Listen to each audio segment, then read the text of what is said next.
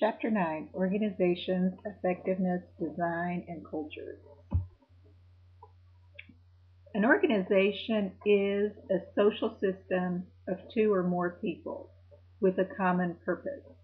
That means two people working on something together of mutual interest, dividing labor, and having a common goal constitutes an organization. Typically, we see organizations, positions and lines of authority divided into charts or tables. We talk about vertical hierarchy, horizontal hierarchy, line and staff positions. This is a typical sample organization chart, one that you might be used to seeing at many of your own organizations. We also talk of organizations as open systems, and the characteristics of an open system is that it interacts with the external environment, and so it encourages managers to think outside the organization. And this is a model of an open system organization where the input comes from capital, labor, raw materials, market information, everything that's out there in the environment. And the outputs are goods and services, profits and waste materials, so things that the organization also puts into the environment. An open system model has three subsystems: technical, boundary spanning, and managerial. When we talk about organizational effectiveness, we also talk about efficiency. And here are the difference between the two. Neither one is appropriate in all circumstances, but we really want to try and get a balance of both. Additionally, time dimension affects effectiveness and also puts restraints on how much are we going to be effective and how much are we going to be efficient.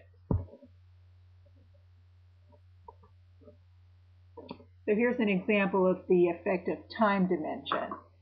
In the near future, the organization is focused on being effective and efficient. In the intermediate future, the organization needs to be adaptive and capable of developing itself. And in the distant future, we think about effective organizations as those that are capable of surviving.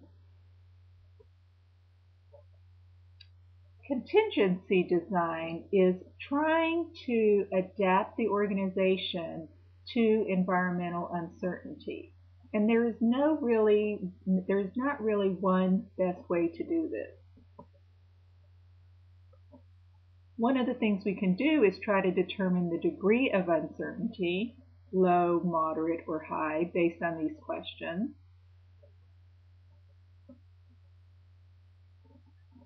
And we can try to move our organizations from being mechanistic to organic. Mechanistic organizations are those that probably will not have a high chance of survival in uncertain environments, versus the organic organizations that have more flexibility. So here are some alternative formats for departmentalization. Some organizations divide themselves by functions. Some of them are divided by the product and service, or product or service. Some of them can be divided by geography, customers, or the workflow process. In terms of span of control, we talk about wide and narrow span of control. Which is best? It depends a lot on the determinants of the task and of the subordinates. In this table, you see, for example, that if the work is similar, if the subordinates are in the same work area, if the complexity of the work is very low, you probably want a wide span of control, so 10 or more. Now, if you have a complex task, subordinates require intensive and constant direction. You need to spend a great deal of time coordinating with other managers.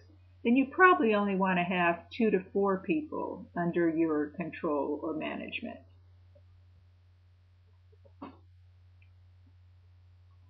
So we've talked about centralization, decentralization, and ultimately the need for balance. How do we really balance the need for responsiveness and quick response, which is decentralization, and we also consider low-cost shared resources, which leads to centralization.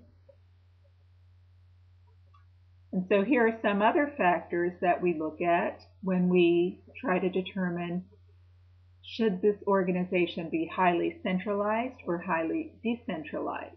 And it really has to do with how many decisions are made, how important the decisions are, and how much monitoring there is on the decision making.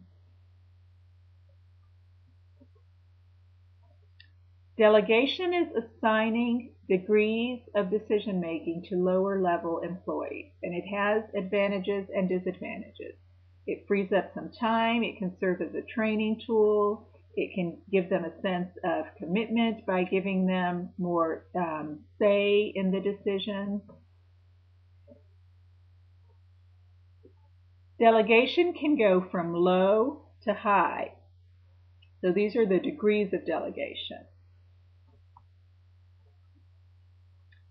Now the barriers to delegation are managers that believe that only they can do the job right, they don't trust the subordinates, they have low self-confidence, they fear competitiveness, they're reluctant to take risks, or they just have not had good examples of other managers who delegate. So we see the traditional pyramid organization can be reshaped in the kind of hourglass organization, a cluster, or a virtual organization. Lastly, we want to touch on organizational culture, which is defined as the shared beliefs, values, rituals, and myths that create a common identity and sense of community. Organizational culture has also been defined as the social glue that binds together members of an organization. Some characteristics of culture. It's a collective concept. That means organizations are social entities, and when we talk about organizational culture, we're talking about a collective culture. Culture is intrinsically connected to emotions. It's history-based, so the stories and histories of the founders and the organization often result in long-term associations, even with those who were not present during that time. Culture is very symbolic. Actions often speak louder than what is written in the policy, and so we talk about the unwritten policies and rules of organizations. Culture is dynamic, and this seems a little contradictory because it says culture promotes stability and control. At the same time, culture is essentially dynamic because it's made up of people, and with people moving in and out of an organization, the culture of an organization is bound to change.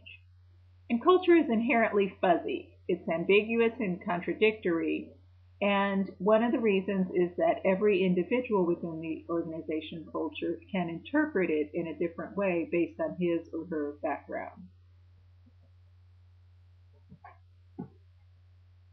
So organizational values are shared beliefs about the organization, and how strongly these are shared or not determines if an organizational culture is strong or weak. Here are some forms of culture that are shared in an organization.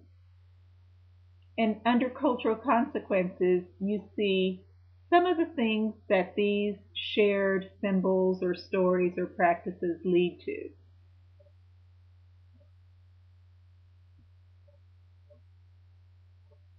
How do we socialize people who come into the organization? Typically, we talk about socialization as the process of taking new people into the organization and making them understand and accept the organizational culture. And this is usually done through orientation, which can be formal or informal, and storytelling, which is generally informal and just kind of the stories told around the water coolers or lunch tables for the new employees.